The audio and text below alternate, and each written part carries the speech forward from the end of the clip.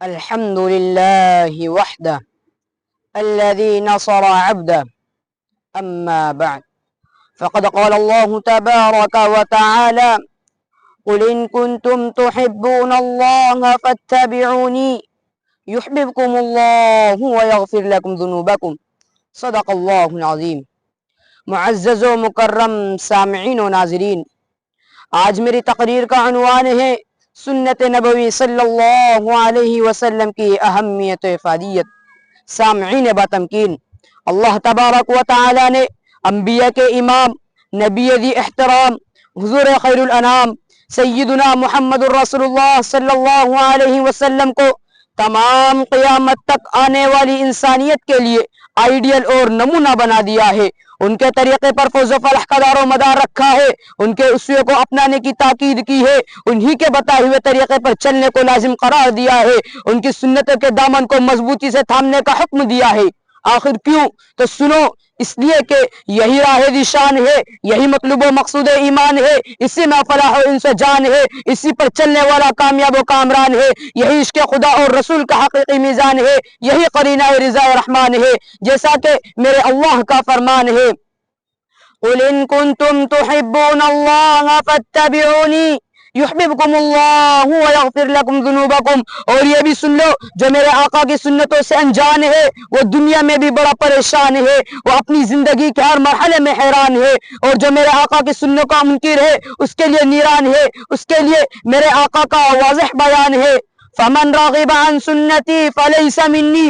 جو ہماری سنتوں سے بے دھیان ہے اس کے لیے نہیں ہمارا عہد و پیمان ہے. جی ہاں، دو جہاں کے سردار، مدینہ کے تاجدار، کائنات کے دلدار، آقا نامدار، نبی معظم، شفیع الامم، رسول اکرم صلی اللہ علیہ وسلم کی سنتوں کا اتباع ہی ہمارا مقصد حیات و ممات ہے. سامعین باتمکین، میرے سرکار کی ذات زندگی کے تمام لمحات و حالات کے لیے، تمام طبقات کے لیے، ہر قسم کے جذبات کے لیے، احساسات کے لیے آئیڈیل اور نمونہ ہے. میرے سرکار کی سنتیں زندگی کا حسین قرینہ ہے، محبتوں کا دفینہ ہے، ترقی کا زینہ ہے.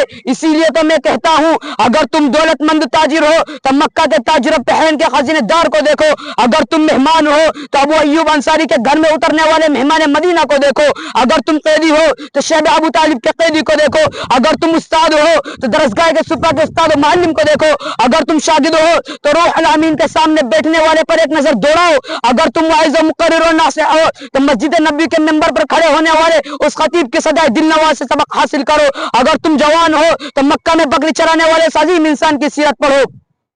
اسی لیے تو میں مختصر و صاف الفاظ میں کہنا چاہتا ہوں، میں یہ نہیں کہتا کہ تم ایسا کرو ویسا کرو، میں یہ نہیں کہتا کہ تم ایسا کرو ویسا کرو، ان کی سیرت آئینہ ہے، بس آئینہ دیکھا کرو. بھائیو، یاد رکھو، ہم لاچار نہیں ہیں، ہم مجبور نہیں ہیں. ہمارے لیے ہمارے آقا نے زندگی کے آغاز سے موت تک، کھانے سے ضرورت تک ہر مرحلے میں رہنمائی فرمائی ہے.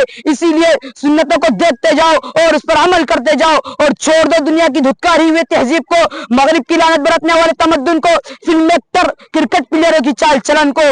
بھائیوں، اسی لیے تو میں مختصر اور صاف الفاظ میں کہنا چاہتا ہوں کہ مغرب کی نقالی چھوڑ دو اور آ جاؤ میرے آقا کے نقش قدم پر اور ان کے بتائے ہوئے طریقے پر. یہی کامیابی کا راستہ ہے. اور سن لو، میرے آقا نے سنت پر عمل کرنے والے کے لیے کیا ہی خوب بشارت دی ہے کہ من احیا سنتی عند فساد امتی فَلَهُ أَجْرُ مِئَةِ شہید، کہ جو شخص فساد و بگاڑ کے زمانے میں میری ایک بھی سنت کو ادا کرے گا اس کو 100 شہیدوں کا ثواب عطا کیا جائے گا. تو بھائیو، شہادت کا ثواب تمہارا منتظر ہے.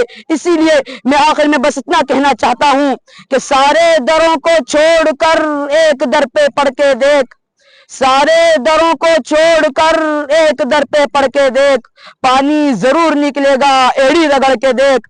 کوئی بولہب نہ مٹا پائے گا تجھے، کوئی بولہب نہ مٹا پائے گا تجھے، پاگل میرے رسول کا دامن پکڑ کے دیکھ. وآخر دعوانا ان الحمد للہ رب العالمین.